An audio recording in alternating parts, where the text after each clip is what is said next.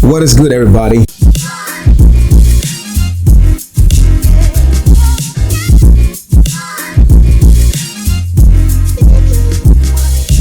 Welcome to this episode of Ask Michael. In this episode, we are going to be looking at a question from one of you guys, actually from Dima. Dima sends a message concerning an issue he has, and I'm going to be providing answers to that. And the good thing about that is the solution to Dima's problem could be the solution to your problem as well, or could be the solution to someone you know. So feel free to share this video, share it everywhere you can. Now, not to waste time, let's quickly go through and see what Dima's problem is. Dima is from Krasnodar. Where is Krasnodar? Krasnodar is a city in southern Russia. Okay, all right. Okay, so Dima writes, "Hello, Mike. I am learning English for 5 years." Error detected. I am learning English for 5 years. Correct sentence. I have been Yeah. learning English for 5 Okay, years. yeah, so I have been learning English for 5 years, if you're still doing that. And I still have problems with grammar and how to use them in my conversation. Trust me, Dima, you're not the only person who's got that issue. Can you advise me something? Can you suggest something to me? Well, Dima, like I said before, as I said, you are not the only person who's got this problem. Trust me, there are a lot of people. Actually, 5 years and you still have this problem. I think yours is still cool, still okay. There are people who've been doing it for like 10, 15 years and they still have the same problem like you have. And this is what I always recommend, yeah?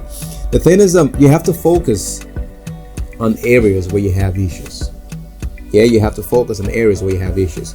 If you've been doing English for 5 years, I assume that you have a good knowledge of the basic grammar in English. So you have to focus on the areas where you have issues individually. Now, after you've done that, this is where a lot of people miss it. After you've done that, you have to then look at them collectively. This is where the real work is.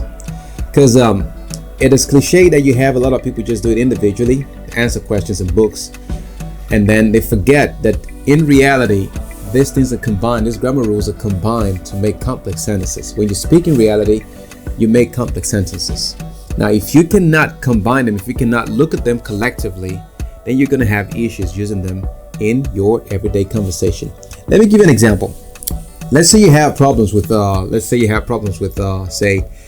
passive voice, the third conditional, and what else? Help me out. What else? Yeah. Passive voice, the third conditional, and relative clause, for example. So there's 3. Now, following the method I just suggested now, following my suggestion, you will have to look at them individually.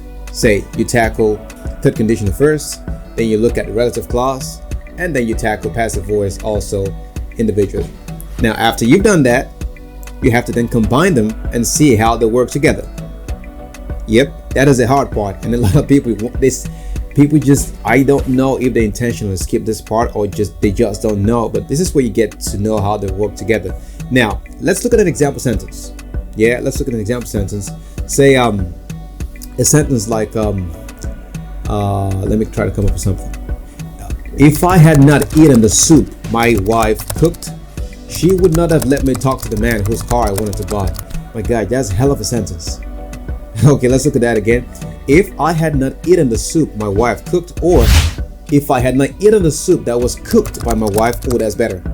If I had not eaten the soup that was cooked by my wife, she would not have let me talk to the man whose car I wanted to buy. Now, if we break this sentence down, you realize what we have, the third conditional. Yeah, if I had not eaten the soup.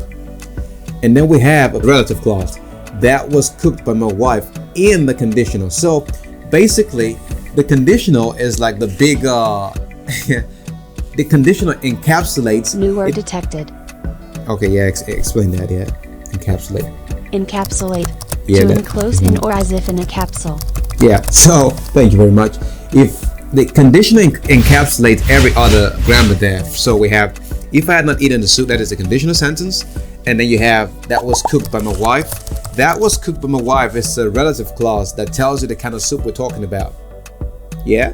So you see what I'm talking about here now. You're combining them in one, you're making one complex sentence. And then we have, she would not have let me talk to the man whose car I wanted to buy. Talk to the man. Which man? The man whose car I wanted to buy. That is another relative clause again. Now we have whose car I wanted to buy. It's giving more information about the man in this sentence. So this is real practice. Yeah, you look at them individually and then combine them. This is a game you can play. This is something you can do in your free time. It doesn't have to be 1 hour or 2 hours. I mean, like, it doesn't have to be a lot of hours. You can pick out 10 minutes, quality 10 minutes, you know, and do these things. Pick them, the ones you find difficult, the ones that are hard for you to understand, and do that. Even the ones you know, you can do the same thing with them. This is very good for those who don't have native speakers to practice with, or for those who want to brush up their skills or their knowledge in certain grammar rules. And you can do this on your own. You don't need a teacher. Okay, you can have a teacher to check it for you, just to be sure that you're correct.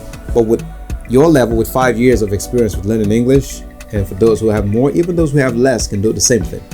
By doing this, you'll solve a lot of problems. Now you'll be confident, and then once you listen to native speakers or you watch videos, it becomes easy for you to grasp complex sentences, and in turn you use them effortlessly as well.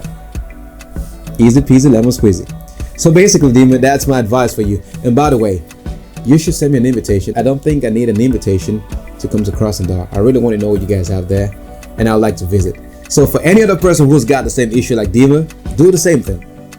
Practice this, yeah. Put this into practice, and you are gonna be amazed at how you'll improve. Yeah, you're really gonna be amazed. Once you do this consistently, you are gonna see amazing results. I guarantee you.